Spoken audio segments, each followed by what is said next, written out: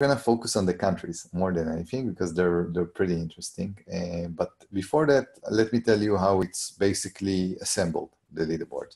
So the idea is that you have the rank, 1, 2, 3. And of course, the first one in the world is currently the United States. And what we did, or what our algorithm did, is basically take all the data that was accumulated on the map for more than 4 years now and kind of figure out a way into showing what's going on and who is ranked first. We're ranking ecosystems. The idea is to avoid, there are lots of rankings out there. Most of them are of the top 10 cities, the top 20 cities, and so on and so on. This is a very unique effort. I think it's the first of its kind to rank dozens and dozens of countries. I think we're ranking about 125 countries and almost 1,000 cities. So it's very likely, no matter where you're from, that your city is here as well. And should be interesting to check it out and see where it's ranked in comparison globally, in comparison to the country as well. This is really first time that something like that was tried. And of course, first version, probably we have a lot of mistakes, but it was very important for us not to do another top 10 or top 20 list. It was very, very important for us to dive deeper and go into other locations as well. Yeah, let's if there are no questions, I'm gonna dive into basically what is the current positioning on the leaderboards. Now, how did we make the algorithm? This is also an interesting question. We basically did 3 things. We took into consideration 3 scores. One of them is quantity score. This is the first column. For example, the United States is ranked first on quantity. What did we do? We basically counted all the startups, all the co-working spaces, all the accelerators, and the other relevant entities in each ecosystem, gave a little bit of a premium for co-working spaces and accelerators. So for example, a co-working space is worth 10 startups, for example, and so on and so on. Summed it all up, and that's what the quality score is all about. So when you see those numbers, it's basically how many entities are there on the map. That's the quantity score. Then we're moving on to the quality score. What is the quality score? This one is the most complicated one. I think that we this one is a little bit tough to explain. What we basically did on the quality is we tried to move forward and say the following.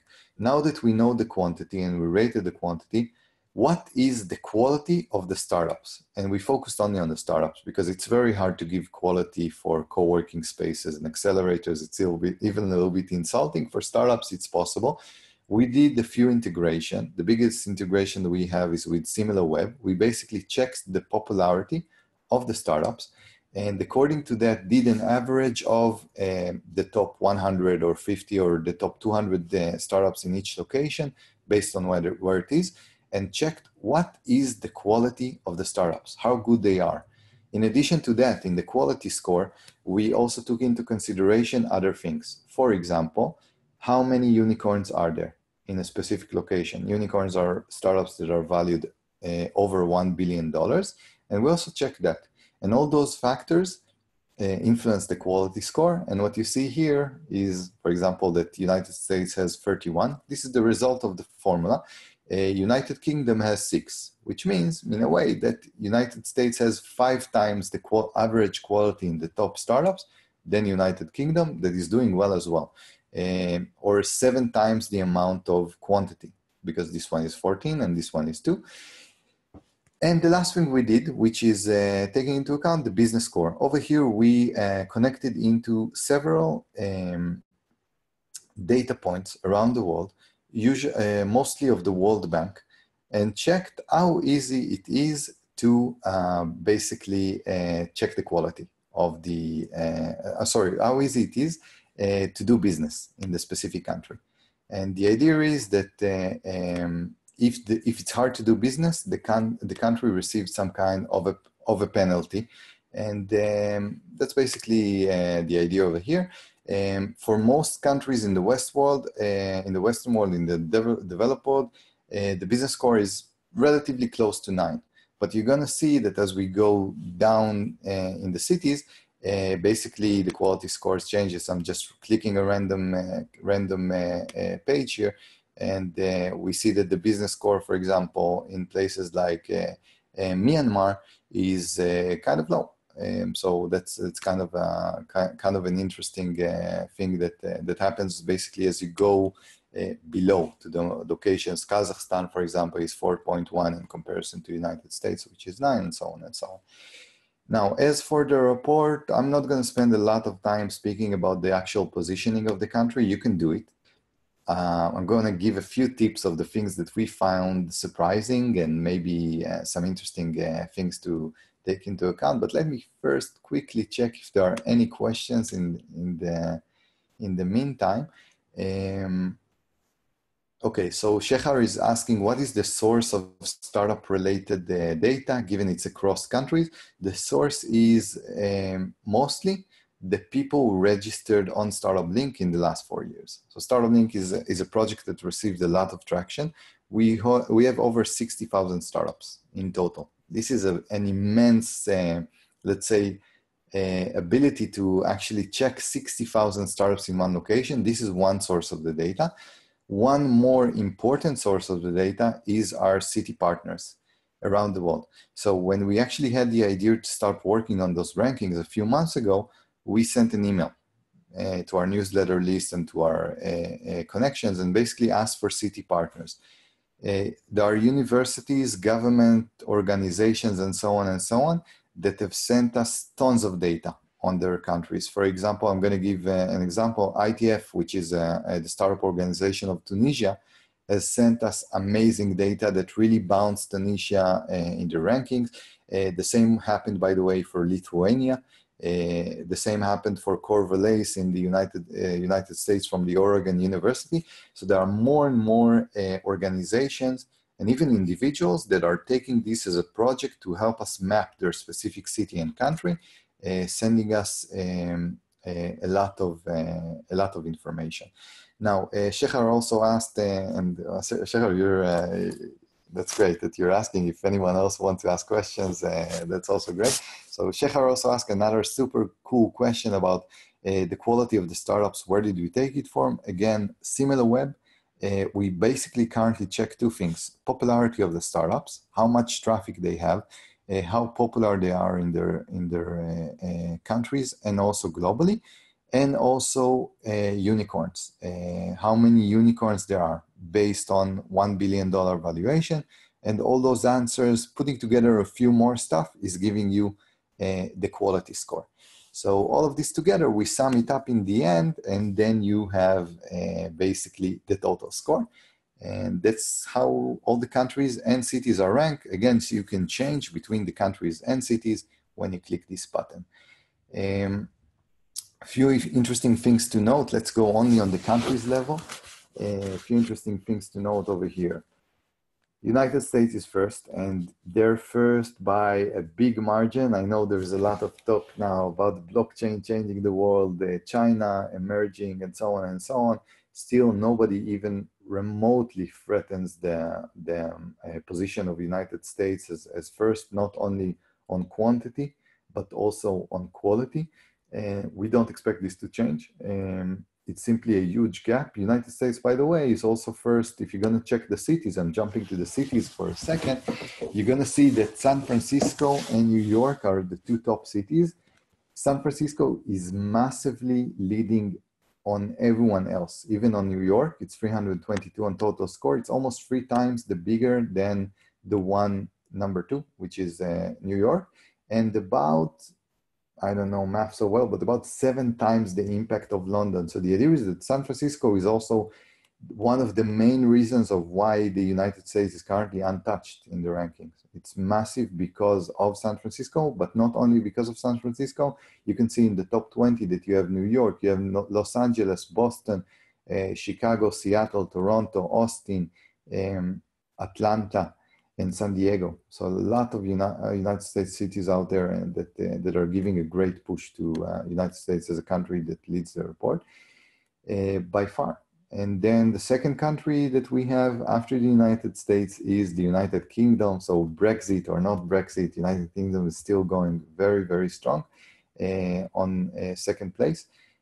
Canada is closing the gap from the United Kingdom. So you can see here it's 17.7, Canada is 16.8. My basic assumption is that Canada is gonna actually go over and in one of the very next reports going to be on top, number 2 over here, because what we checked is that Canada has a lot of cool cities, even in the top 20s. I think they have 3 cities or 2 cities. United Kingdom, it's all about London, and then I think Manchester is only number 98. So it shows you that there is a lot of dependence on only one center and not on many cities. Other things to note, Israel, the startup nation, as they call it, is very respectably ranked at number 4. I have to say something about the quality score. One of the things that we did is that we actually normalized the score based on the amount of population that the country has. Let me give you an example.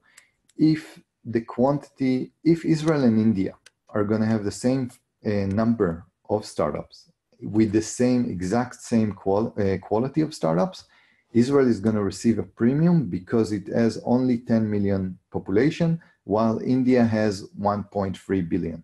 So the idea is that the bigger the population is, we expect the startups to also be better from a big country, and this is what gives a boost to a few small countries over here, like for example Sweden, that also has less than 10 million people and ranked number 6. Denmark, the same story, ranked number 7. I skipped Germany. Germany is doing very, very well. It's a very big country, but still great startup ecosystem, especially with Berlin. Whatever is going on in Berlin now is very interesting and going extremely well for the Germans. Then we have, surprisingly, Switzerland. The main reason of why Switzerland is there is because of a unicorn score.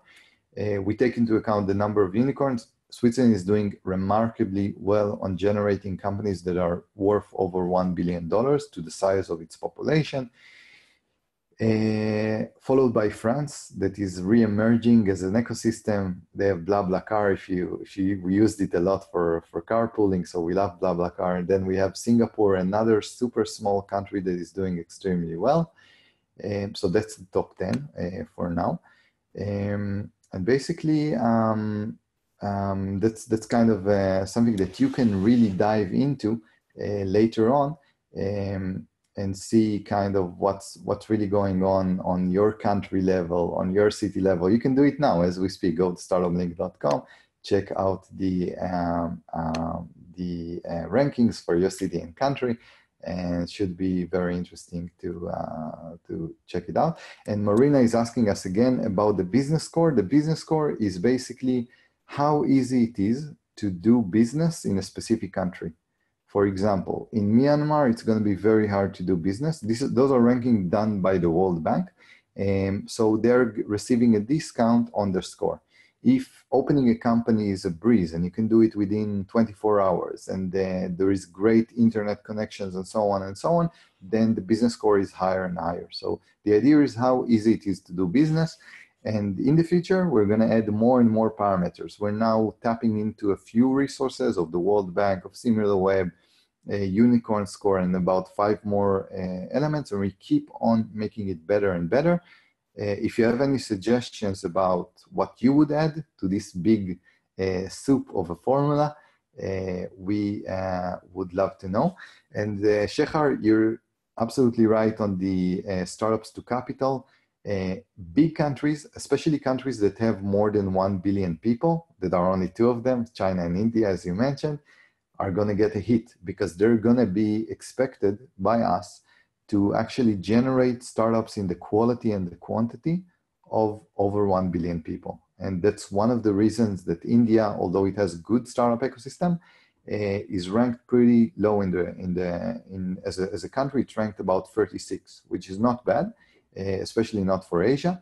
It's one of the top in Asia, but it could have been higher. But we expect it to generate a lot more quantity and quality in order to progress. Also on the business score, because the World Bank is is still seeing India as some country that has to improve on some business aspects that now I think Modi is taking care of. It's going to take some time to climb on the business score as well. So I'm just skimming through more interesting things on the top 20. We talked about Singapore, a small country with great quality of startups. You can see Australia, number 11. We think Australia is going to bounce up on the next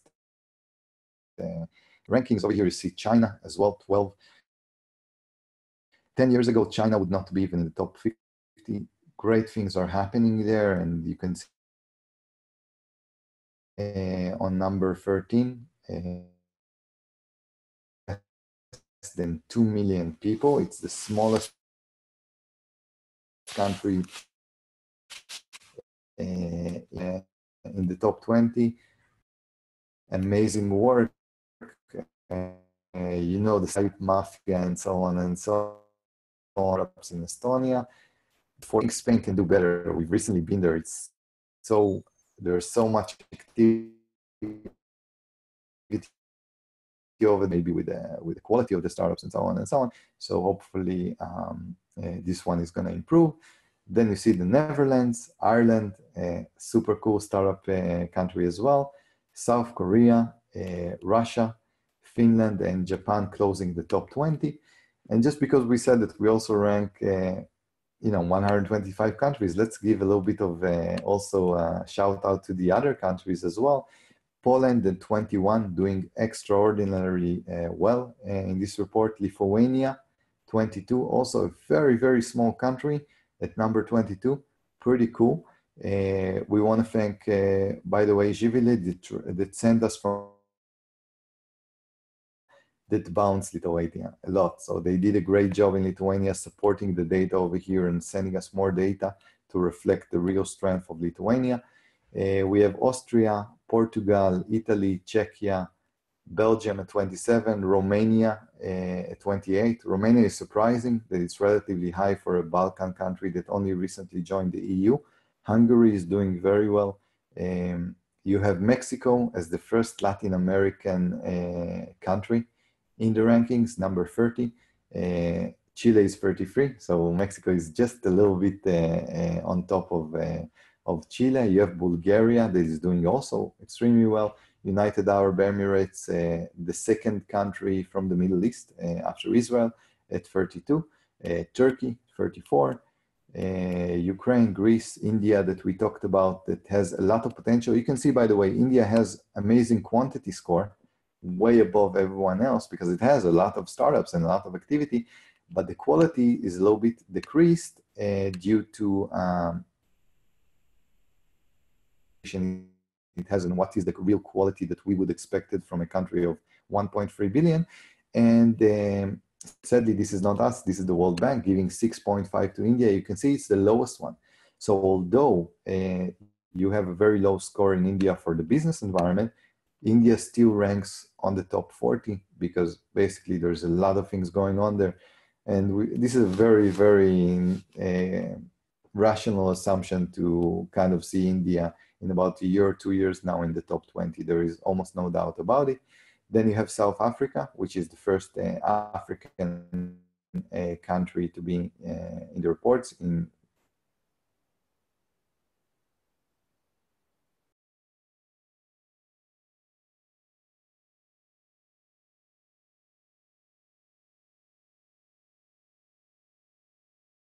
something that Brazil and Argentina are suffering from. I'm going to bounce to page 3 just to see a few more countries that appear. Indonesia, Slovakia, Malaysia, Norway, Latvia. Colombia, a really cool country. I've been in Colombia for 6 months. Lots going on in places like Medellin, Thailand, Serbia, Croatia, Belarus, another very emerging country from the ex-Soviet Union. Egypt at 54, doing pretty well. Nigeria at 57 with a lot more potential, but as you see over here, they're receiving a little bit of a hit because of the doing business element here. And that's it. You can go through the report. You can see a lot of interesting stuff going on there in the report. browse it. Let us know what you think about it. It's going to be interesting for us to get feedback as well. Share it, with anyone that is interested in the startup ecosystem in your country and city. Would it be great to get a little bit of feedback about it? Do you think that we got the location wrong? If so, what exactly? And so on and so on. Would be really great to hear your feedback. And yeah, let's see if we have any other questions before we move